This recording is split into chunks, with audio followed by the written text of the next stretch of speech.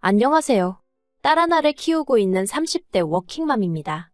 제가 처음부터 워킹맘이었던 건 아니고 아이가 3살쯤 되던 무렵에 다시 직장을 다니면서 워킹맘이 되었네요. 더 정확히 이야기하자면 남편과 결혼하고 얼마 지나지 않아 바로 아이를 가졌는데 그때 경단녀가 되었다가 다시 일을 시작한 거예요. 남편을 만났을 당시 저는 직원 수 10명 남짓의 작은 회사를 다니는 평범한 회사원이었습니다. 남편 역시 저와 마찬가지로 직장인이었고요. 저 200 남편 250 정도로 급여도 변변치 않았고 그렇다고 시댁이나 친정이나 딱히 여유 있는 집안도 아니었어요. 그래도 서로에 대한 믿음과 사랑 하나만 보고 결혼까지 결심했지요. 연애 때부터 결혼을 결심하기까지 별다른 다툼도 없었고 크게 서로 안 맞는다고 느꼈던 적도 없어서 그런가 모든 과정이 무르르듯 자연스럽게 흘러갔다고 할까요? 그래서 더욱이 이렇게 제가 남편과 헤어지게 될 거라곤 상상도 못했네요. 결혼식을 올리던 해 저는 30이었고 남편은 35이었습니다.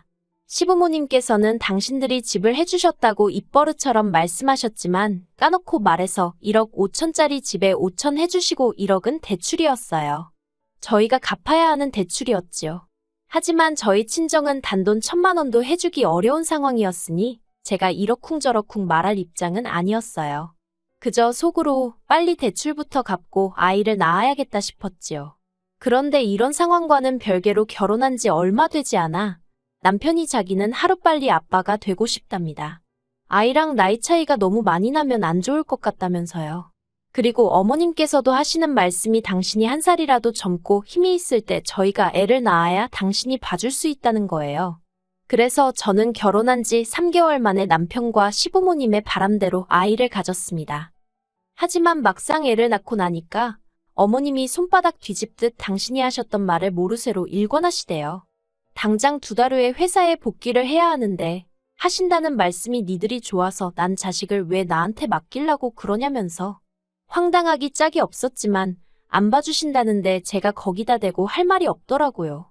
어거지로 맡긴들 그건 그거대로 걱정이었고 결국 어쩔 수 없이 회사 대표에게 육아휴직을 더 써야겠다고 이야기를 했는데 회사 대표의 반응은 냉담하기 그지 없었습니다.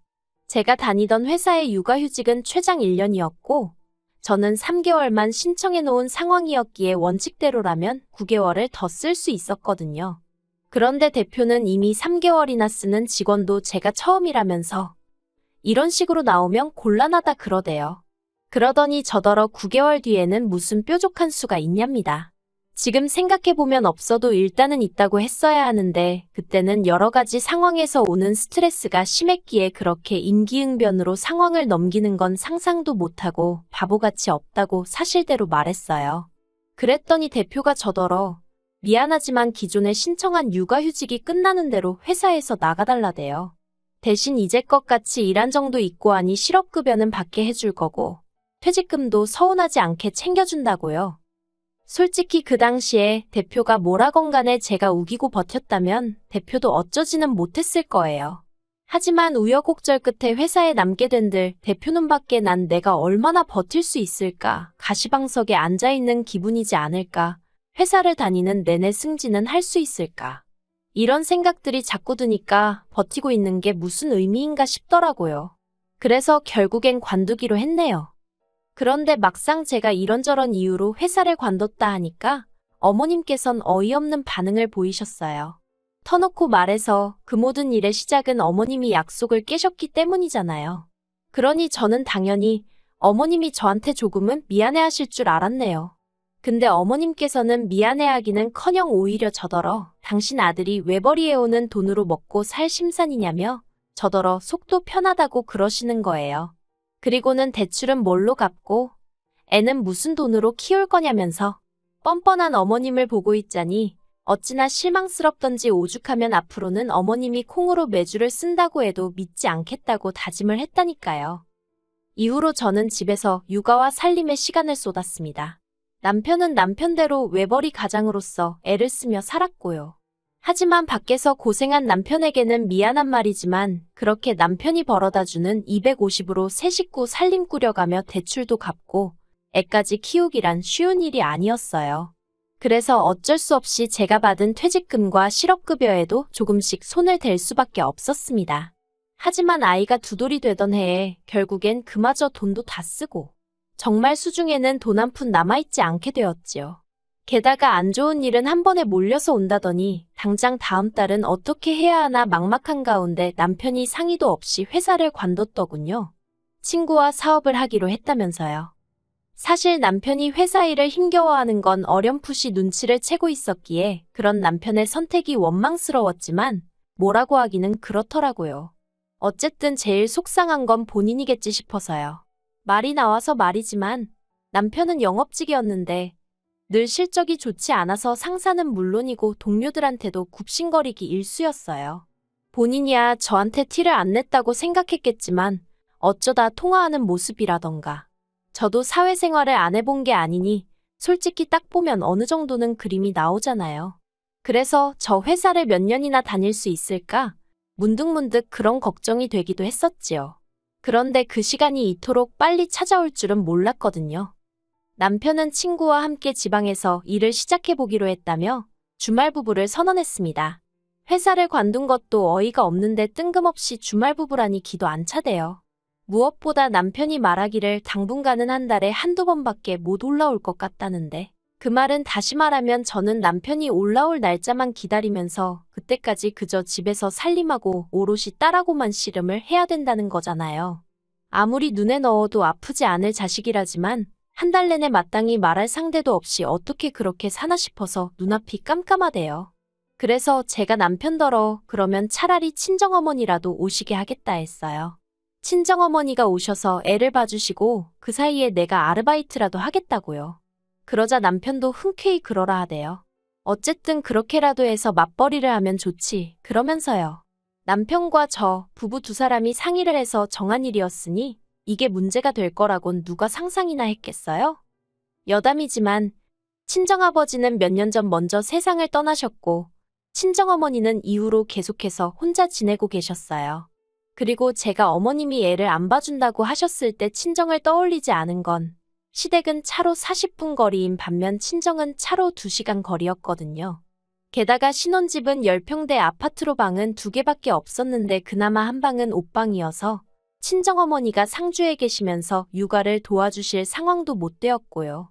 하지만 이제 남편이 집을 비운다 하니 친정어머니랑 저랑 같이 자면 그만이고 뭐 아무튼 상황이 그때랑은 달라서 가능했던 거예요. 그런데 친정어머니가 올라오시기도 전에 어머님이 친정어머니를 불러드리기로 했냐면서 악을 쓰시며 연락을 해오셨어요. 솔직히 어머님이 어떻게 알게 되신 건지는 지금도 모르겠어요. 남편 말로는 죽어도 자기는 말을 안 했다는데 그럼 저나 저희 어머니가 했다는 소리밖에 안 되거든요.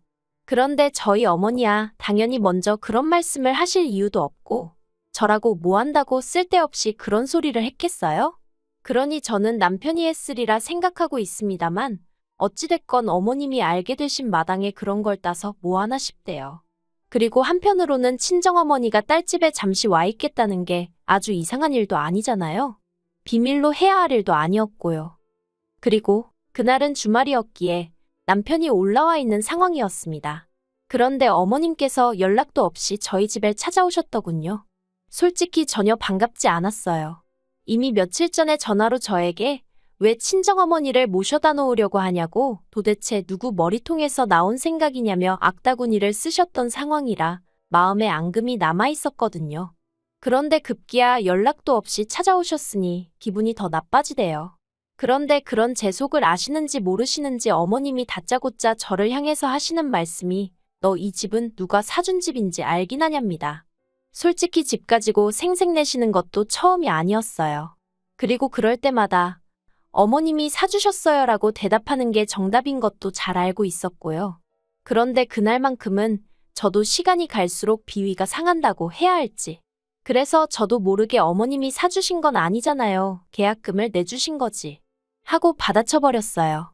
솔직히 대출 1억이 누구한테는 작겠지만 저희한테는 정말 큰 돈이거든요. 그런데 어머님 때문에 결국 직장도 관두게 된 마당에 대출까지 갚으려니까 막말로 대출금 빠져나가는 날이면 정말 너무 아깝고 속상하고 하다못해 아파트 값이라도 좀 올랐으면 모릅니다. 아파트가 돈 1,000만 원은 커녕 몇백도 오르지를 않는데 대출이자는 계속 오르지. 그런데 집 가지고 생색을 내려드시니 좋은 마음으로 상대해드리기가 어려웠네요. 아무튼 제가 대들듯 대꾸를 해서 그런가 어머님이 눈을 동그랗게 뜨시대요. 그러더니 이내 저더러 그게 지금 무슨 뜻이냐입니다.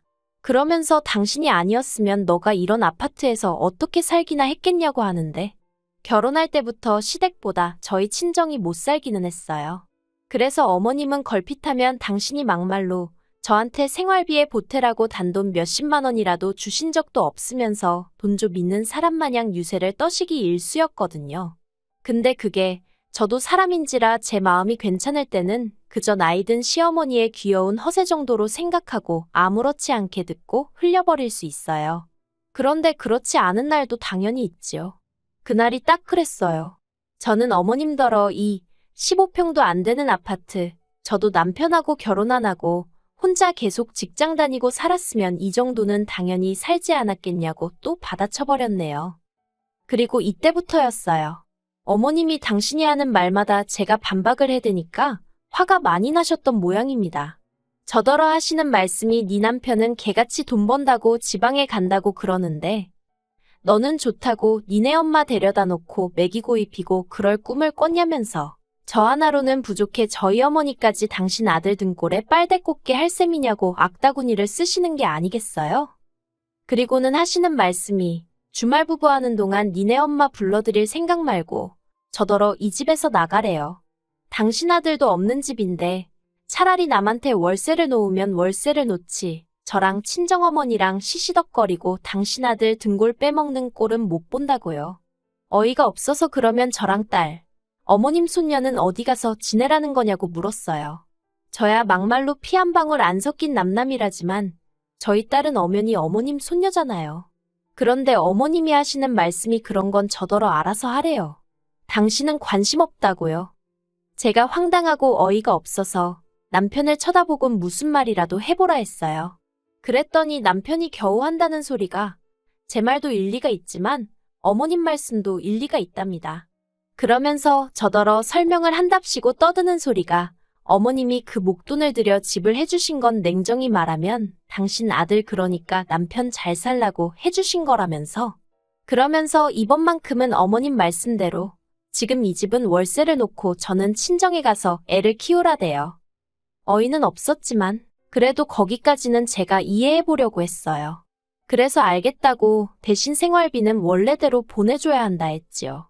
그런데 이번에도 또다시 어머님이 이번에도 또 끼어들어서는 당신 아들이 무슨 돈 나오는 기계도 아니고 정작 당신 아들은 저희 친정에서 먹고 자는 것도 아닌데 왜 생활비를 보태야 되냐입니다. 그래서 제가 어머님 떨어 애는 그럼 무슨 돈으로 키우냐고 그랬어요. 그리고 저는 저대로 엄연히 어머님 아들 부인인데 생활비를 받아서 생활할 권리가 있다고 소리를 질렀지요. 그런데 어머님께서는 제 밥값은 제가 해야 된답니다. 밥값도 못하는 여자는 기생충이나 다름이 없다나요? 너무 어이가 없어서 어머님은 그럼 왜 일 안 하시냐고 물었어요. 이제껏 평생 전업주부로 사셨다고 들었는데 그럼 평생 아버님 등골에 빨대 꽂고 사신 거냐고 기생충이냐고요. 그러자 어머님께서는 순간 얼굴이 벌개지더니 당신은 아들을 낳았지만 저는 못 낳지 않았냐는 거예요. 그런데 그 소리를 듣는 순간 갑자기 잃어버렸던 퍼즐 조각을 찾은 듯 모든 게 이해가 되대요. 왜 대뜸 애를 안 봐주겠다 하신 건지, 어째서 저희 딸 내복 한 벌 안 사다 주신 건지, 그리고는 왜 그렇게 신우가 어머님만 보면 그렇게 아들 딸 차별해서 키워놓고 이제 와서 뭘 바라냐며 울고불고 했는지도요. 하지만 어머님이 아무리 헛소리를 해대고 그래도 남편만 오롯이 제 편이었으면 사실 뭐가 문제였겠어요. 그런데 남편은 어머님이 그런 억지를 쓰시는 동안 단 한 번도 어머님을 말리려 들지 않았고 하다못해 말이라도 그만하란 소리도 안 하더라고요. 거기서 제가 실망을 크게 했지요. 그래서 남편에게 단도직입적으로 어떻게 생각하냐 물었더니 자기는 어머님 말씀도 일리가 있는 것 같다며 나름 결론이랍시고 짓거리기를 주말 부부인 동안에는 각자 생활비를 벌어 쓰재요. 그게 공평한 것 같다고요. 그래서 제가 남편더러 그럴 것 같으면 내가 미쳤다고 이 혼인관계를 유지하냐 했습니다. 그리고는 차라리 이혼하자고 했어요. 막말로 이 주말 부부가 언제 끝날지도 모르겠는데 내가 뭐 한다고 독수공방을 하면서 생활비까지 내 손으로 벌어가면서 당신을 기다리고 있느냐고요.